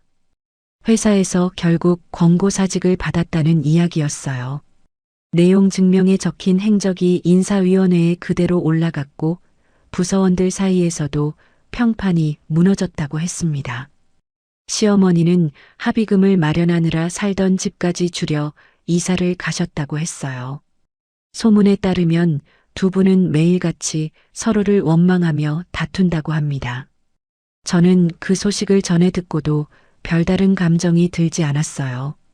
기쁘지도 안쓰럽지도 않았습니다. 그저 멀리서 들려오는 남의 일처럼 느껴졌어요. 엄마는 그 이야기를 듣고 짧게 한마디 하셨습니다. 지훈아, 그 사람들 더 이상 생각도 하지 마. 너는 너 갈 길 가. 응, 엄마. 안 할게. 저는 정말로 그날 이후 김민수와 시어머니를 더 이상 떠올리지 않았어요. 생각이 떠오르려 할 때마다 서연이의 얼굴을, 엄마의 손을, 그리고 책상 위에 놓인 제 명함을 바라봤습니다. 이지훈 이사. 그 세 글자가 저를 다른 곳으로 끌어주었어요. 회사에서 저는 정신없이 바빴습니다. 스타트업이 빠르게 성장하면서 직원이 2배로 늘었고 회계 시스템도 처음부터 새로 짜야 했어요. 저는 매일 새로운 일을 배웠고 매일 새로운 결정을 내렸습니다. 도진이 사장실로 저를 부르신 건 어느 봄날 오후였어요. 이 이사, 잠깐 시간 있어요. 네, 팀장님. 도진이 책상 위에 서류 한 장을 내미셨습니다. 저는 그 서류를 받아들고 한참을 읽었어요. 이사회 결의서. 이지훈 재무이사를 등기이사로 선임한다는 내용이었습니다. 팀장님, 이게. 이 이사, 이제는 정식 등기이사예요. 회사 지분도 일부 배정됐고요. 저는 서류를 든 손이 잠시 떨렸어요.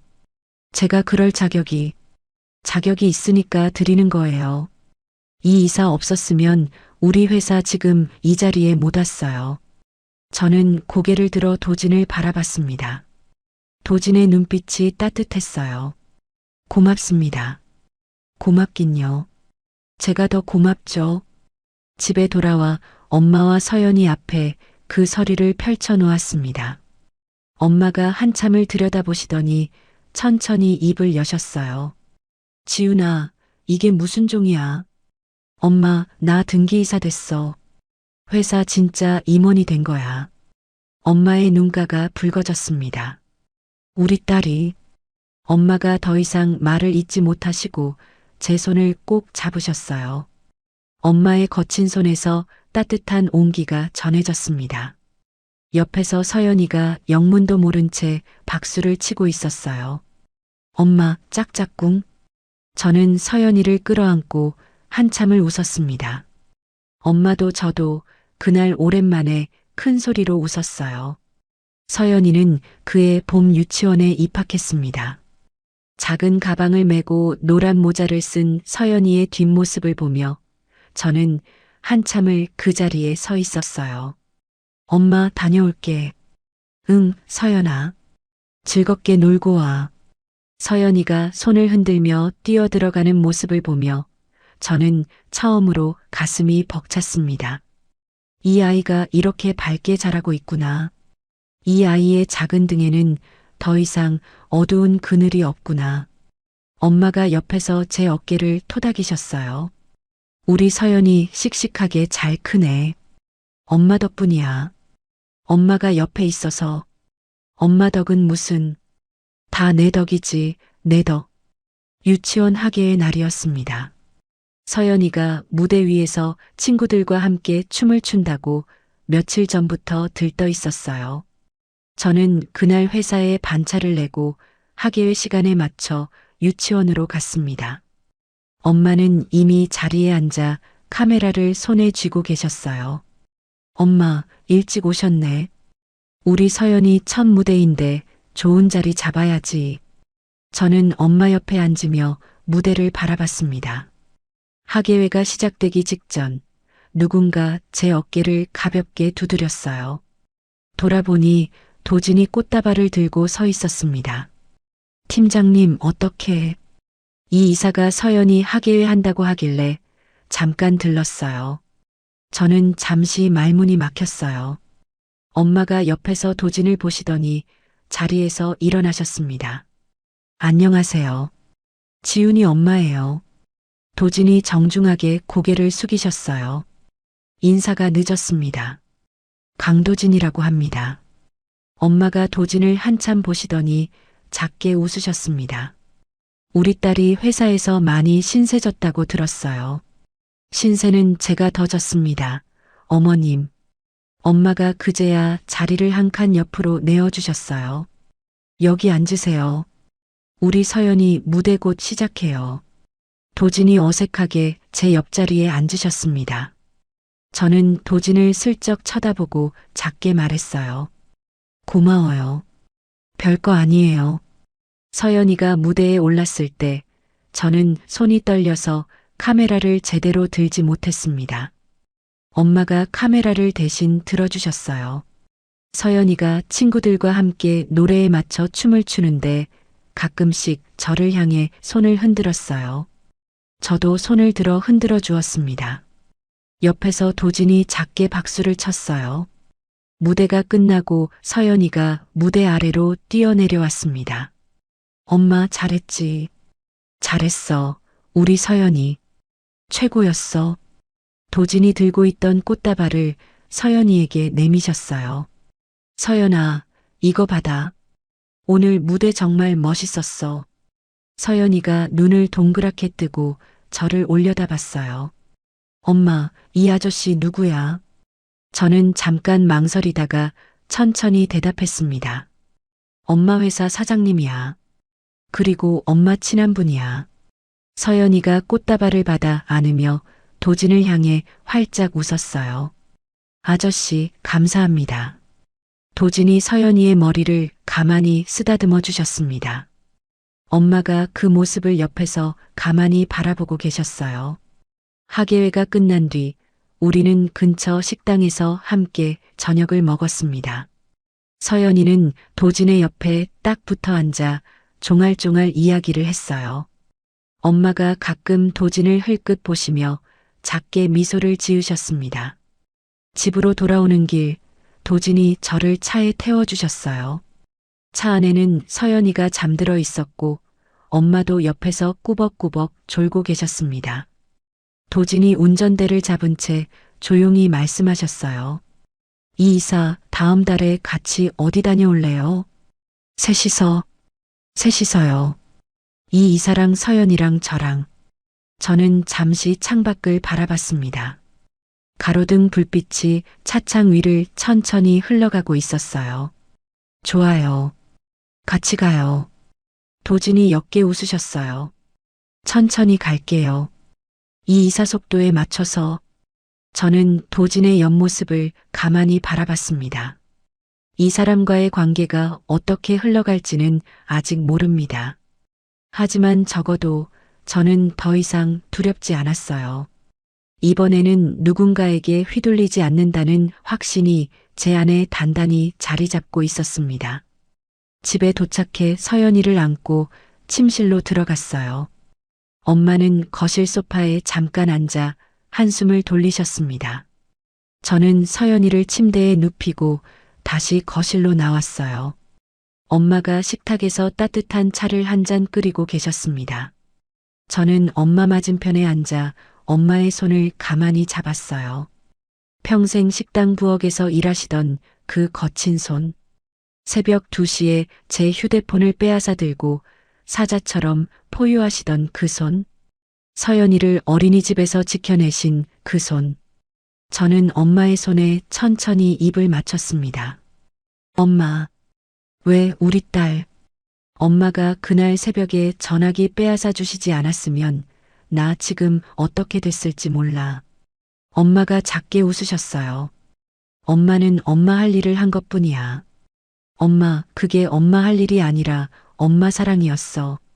엄마의 눈가에 눈물이 고였습니다. 우리 딸이 이렇게 컸네. 엄마한테 그런 말도 다 하고. 저는 엄마의 어깨에 머리를 기댔어요. 엄마의 어깨는 작았지만 여전히 단단했습니다. 평생 저를 받쳐주신 그 어깨에 기대어 저는 가만히 눈을 감았어요. 창밖에는 봄밤의 바람이 부드럽게 지나가고 있었습니다. 서연이의 작은 숨소리가 안방에서 들려왔어요. 엄마의 거친 손이 제 등을 천천히 토닥여 주셨습니다. 저는 더 이상 누구의 그림자도 아니었어요. 누구의 며느리도 누구의 부속품도 아닌 그저 이지훈. 이 이름 석자가 저를 지탱하고 있었습니다. 평생 남의 눈치를 보며 살던 그 이지훈은 이제 사라지고 없어요. 지금 이 자리에는 자기 인생의 운전대를 두 손으로 꽉 쥔 한 사람이 앉아 있을 뿐입니다. 저는 천천히 눈을 떴어요. 내일 아침에도 저는 일어나 서연이의 손을 잡고 유치원에 갈 것입니다. 엄마가 차려주신 아침을 먹고 회사로 출근할 거예요. 그렇게 하루하루 제 이름으로 살아갈 것입니다. 그 평범하고도 단단한 일상이 지금의 저에게는 가장 빛나는 행복이었어요. 평생 참는 것이 미덕이라 믿고 살았던 한 여자가 새벽 2시에 전화 한 통을 계기로 자기 인생의 운전대를 두 손으로 꽉 쥐기까지의 이야기였습니다. 지훈이 끝내 일어설 수 있었던 건 화려한 능력 때문도 운명 같은 인연 때문도 아니었습니다. 평생 식당 부엌에서 솥뚜껑을 들어 올리시던 친정엄마의 거친 손, 그단 한 사람의 사자후가 있었기 때문이었어요. 세상에는 참아서 풀리는 일이 있고 참을수록 골마 터지는 일이 있습니다. 새벽 2시에 산모에게 운전대를 잡으라는 사람들 앞에서 더 이상 고개를 숙일 이유는 없습니다. 내 편이 단 한 명만 있어도 사람은 다시 일어설 수 있어요. 그리고 그 한 명이 없다면 내가 나의 가장 든든한 편이 되어주면 됩니다. 오늘 이 사연을 들으신 여러분의 곁에도 지훈의 친정엄마 같은 단단한 한 사람이 함께 하시기를 진심으로 바랍니다. 그리고 무엇보다 누군가의 그림자가 아닌 당신의 이름으로 당당히 걸어가시기를 응원합니다. 이야기를 끝까지 들어주신 분이 계시다면 잘 들었다고 댓글 하나만 남겨주세요. 감사합니다.